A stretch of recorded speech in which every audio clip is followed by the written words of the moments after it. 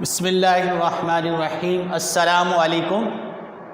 Video lecture के हवाले से ये फर्स्ट ईयर कॉमर्स का इकोनॉमिक्स का थर्ड लेक्चर है, लेक्चर थर्ड। चैप्टर जो हमारा चल रहा है 7 scale of production and laws of return. इसमें आज अगला question, what do you mean by internal and external economies of large scale production. बड़े पैमाने पर जब पैदावार की जाती है तो उसमें कुछ बचतें मिलती हैं, कुछ दाखिली इंटरनल, कुछ खारजी एक्सटर्नल बचतें हासिल होती हैं। वो पूछा गया है what do you mean by internal and external economies, दाखिली और खारजी किफ़ायतों से, बचतों से क्या मुराद है ऑफ लार्ज स्केल प्रोडक्शन, जब पैदावार बड़े पैमाने पर हो। तो when an enterpriser increase the scale of production, जब एक पैदाकार अपने पैदावारी हजम को बढ़ाता है, यानी छोटे से कारोबार से बढ़ाते जब काफ़ी बड़े पैमाने पर बढ़ाता है तो उसको कुछ ना कुछ बचतें हासिल होती हैं। He may receive 2 types of economies, जो 2 टाइप की बचतें कहलाती हैं, 2 किस्म की बचतें। इन कॉस्ट ऑफ प्रोडक्शन, जिससे उसकी लागत पैदावार कम हो जाती है, वो 2 हैं। इंटरनल इकॉनमीज़ दाखिली किफ़ायतें, एक्सटर्नल इकॉनमीज़ खारजी किफ़ायतें।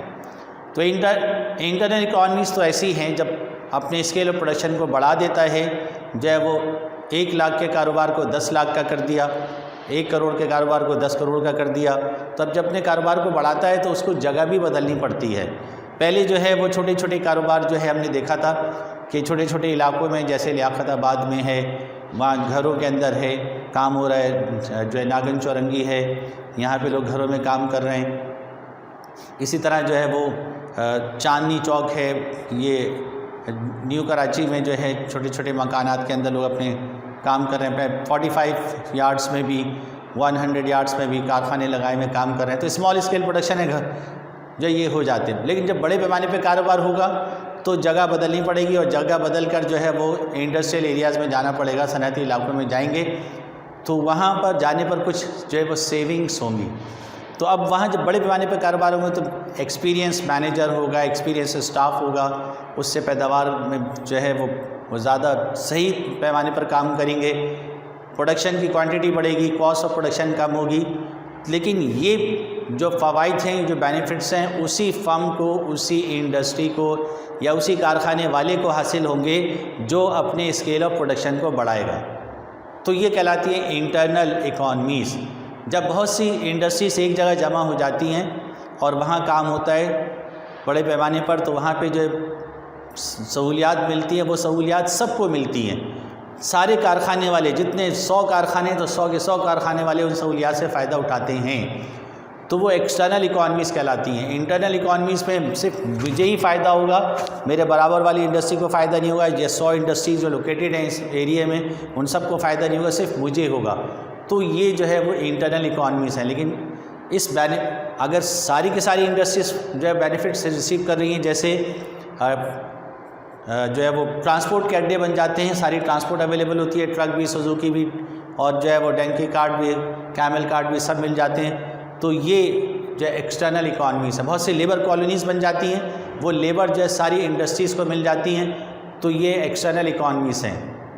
वर्कशॉप्स बन जाती हैं, जहाँ मशीन ख़राब हुई और जो है वहाँ से वर्कशॉप से जो है वो इंजीनियर उठाकर ले आया, वो टेक्नीशियंस ने आके सही की। तो इस सारी इंडस्ट्रीज़ को बेनिफिट्स हैं। तो इस लिहाज से 2 टाइप्स की जो है इकॉनमीज़ हो गई, बचतें हो गई, सेविंग हो गई, 2 किस्म की, internal economies and external economies. तो अब हम इसको जो है देख लेते हैं क्या है। इंटरनल इकॉनमीज़, आउटपुट इंक्रीजिंग, पैदावार का बढ़ जाना, एंड कॉस्ट रिड्यूसिंग, और लागत का कम हो जाना। बेनिफिट्स फ़वाइद receive by a large firm, एक बड़े पैमाने पे फर्म हासिल करती है। इंटरनली दाखिली, जो आपको बताया, मैनेजर चेंज करना, टेक्नीशियन जो है रिसीव, जो यानी टेक्निकल लेबर जो है वो रिसीव करना, सब इंटरनल। अब हमारी फर्म में हमने टेक्निकल लेबर रखी, हमने जो है एजुकेटेड लेबर रखी, हमने जो है वो जो है एक्सपीरियंस लेबर रखी, तो ये हमें फ़ायदा है। And help it maximise its profit, अपने मुनाफे को बढ़ाने में उसको मदद मिलती है। एंड मिनिमाइज लॉस, और लॉस को कम करने में आर कॉल्ड इंटरनल इकॉनमीज़। ये दाखिली अंदरूनी बचतें कहलाती हैं। External economies, output increasing and cost reducing benefits which a firm receive externally, खारजी तौर पर मिलती है। अब एक्सटर्नली की मैंने वजाहत बता दी कि जितनी इंडस्ट्रीज 100 की 100 लोकेटेड इंडस्ट्रीज़ हैं, सबको जो है वो इससे बेनिफिट्स रिसीव हो रहा है। जिसमें लेबर कॉलोनीज़ बन रही हैं, ट्रांसपोर्टिंग अड्डे बन रहे हैं, वर्कशॉप्स बन रहे हैं, तो इस किस्म के बेनिफिट्स जो हैं वो एक्सटर्नली एंड हेल्प इट, जिससे मदद मिलती है टू मैक्सिमाइज प्रॉफिट्स, अपने मुनाफे को बढ़ाने में, एंड मिनिमाइज इट लॉस, और अपने लॉस को कम करने में, आर कॉल्ड एक्सटर्नल इकॉनमीज़। ये खारजी किफ़ायतें या खारजी बचतें कहलाती हैं। ये टॉपिक इंपॉर्टेंट है, शॉर्ट में ज़्यादा आता है, लॉन्ग में कम आता है, शॉर्ट में बहुत ज़्यादा इंपॉर्टेंट है। List the types of external economies. अब जो खारजी किफ़ायतें हमें रिसीव हो रही हैं वो कौन कौन सी टाइप की हैं? नंबर 1, अवेलेबिलिटी ऑफ ट्रांसपोर्ट, जो आपको बताया कि ट्रांसपोर्ट के अड्डे बन जाते हैं, हर आपको ट्रक चाहिए ट्रक मिल जाएगा, ट्रॉलर चाहिए ट्रॉलर वाले आके खड़े हो जाते हैं, अड्डे बनाए हुए हैं, गधा गाड़ी, घोड़ा गाड़ी, camel cart, donkey cart, horse cart, सारी जो है वो वहाँ पे चीज़ें अवेलेबल होती हैं। तो जब भी ज़रूरत हुई फ़ौरन, वरना अगर एक इंडस्ट्री आपकी अलग है, बस एक आप ही की है, तो आपको दूर दराज से जाकर जो ट्रांसपोर्ट लाना पड़ेगा, जो महंगा कॉस्टली पड़ेगा।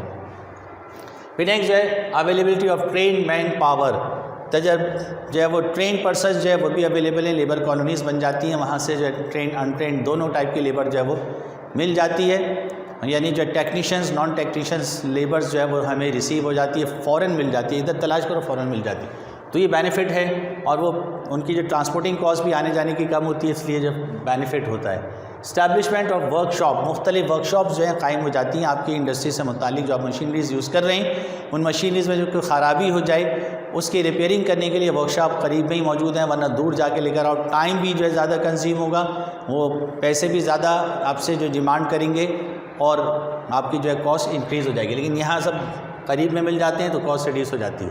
इस्टेब्लिशमेंट ऑफ सपोर्टिंग इंडस्ट्रीज़,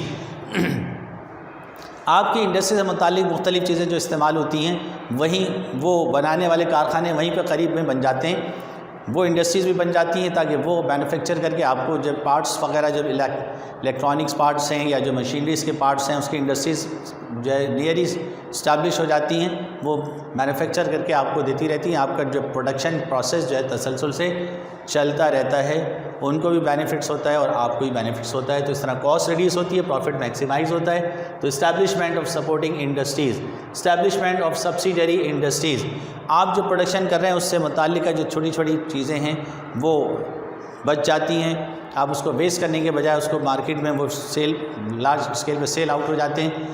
वरना अगर आपकी अकेली इंडस्ट्रीज़ है तो उसको फिर आपको फेंकना पड़ेगा, उसको फेंकने की भी कॉस्ट देनी पड़ेगी, और जो उसको रिसीव होने की कॉस्ट वो भी आपका जो लॉस होगा, जो आपका मटेरियल है वो भी लॉस है और उसको फिकवाने के पैसे भी देने पड़ेंगे। लेकिन अब जो है यहाँ उससे मुतालिक जो सब्सिडरी इंडस्ट्रीज़ फॉर्म हो जाती हैं, जो आपकी वेस्टेज है उनका रॉ मटेरियल है वो उसको लेकर जो है वो प्रोडक्शन करते हैं।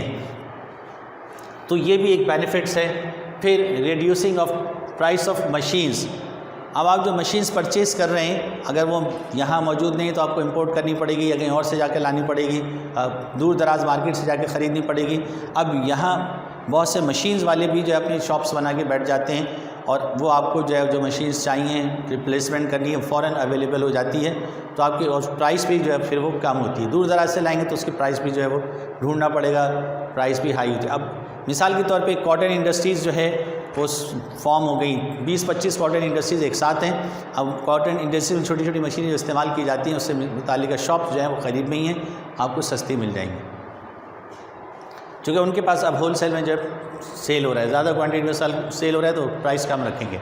फिर बैंकिंग फैसिलिटीज़ जो है इंडस्ट्रीज़ से मुताल्लिक़ ये कहा जाता है कि जो बैंकिंग रिक्वायरमेंट बहुत ज़्यादा होती है, उसमें चूँकि मनी जो है सर्कुलेशन ज़्यादा है, heavy amount of money circulate करती है, तो उसके लिए जो है वो ट्रेड करने के लिए गुड्स जो है वो पूरे मुल्क में ट्रेड हो या जो फॉरेन ट्रेड हो, तो उसके लिए बैंकिंग फैसिलिटीज़ लाजमी हैं। कुछ रॉ मटेरियल बाहर से मंगवाना पड़ता है, कुछ जो है मशीन जो इंपोर्ट करनी पड़ती है, वो सारा जो बैंक के थ्रू होता है, तो बैंकिंग फैसिलिटीज़ रिक्वायर्ड हैं। तो ऐसे इलाकों में फिर जब बहुत सारी इंडस्ट्रीज़ होती हैं तो बैंक भी इस्टेब्लिश हो जाते हैं और वो आपको फैसिलिटीज़ प्रोवाइड करते हैं, तो आपको बैंक के लिए भी जो फिर दूर दराज इलाकों में जाने की ज़रूरत नहीं पड़ती।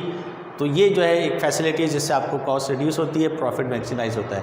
इस्टेब्लिशमेंट ऑफ रिसर्च सेंटर, जो इंडस्ट्रियल एरिया है उसमें जो है वो एक टाइप की इंडस्ट्रीज़ मौजूद हैं या 2-3 टाइप की इंडस्ट्रीज़ मौजूद हैं, उससे मुताल्लिक़ जो है रिसर्च सेंटर्स कायम हो जाते हैं। उसमें टेक्नोलॉजी जो है वो पर रिसर्च करते रहते हैं, प्रोडक्शन टेक्निक्स पर जो है वो रिसर्च करते रहते हैं, new methods of production technology जो है सर्च आउट करते हैं और वो रिसर्च करके आपको सेल आउट करते हैं। उनका भी बेनिफिट होता है और आपको भी जो है वो इससे जो है बेनिफिट रिसीव होता है कि आपकी प्रोडक्शन बढ़ जाती है। फिर नेक्स्ट जो है वो स्पेशलाइजेशन, अब इस इंडस्ट्रियल एरिया फॉर्म होने पर जो है वो स्पेशल टाइप की जो इंडस्ट्रीज़ जो है वो फॉर्म होना शुरू हो जाती है। मिसाल के एक एरिया में सारी लाइन से जो है वो टेक्सटाइल इंडस्ट्रीज़ हैं या शू इंडस्ट्रीज़ हैं या लेदर इंडस्ट्रीज़ हैं, तो उसमें जो है वो एक्सपीरियंस जो है वो ज़्यादा होता है। स्पेशल किस्म की जो प्रोडक्शन हो रही है कि ख़ास किस्म की, और उससे जो है वो सारे जो दीगर बेनिफिट्स हैं ये रिसीव हो जाते हैं, तो एरिया जो है स्पेशलाइजेशन हो जाता है।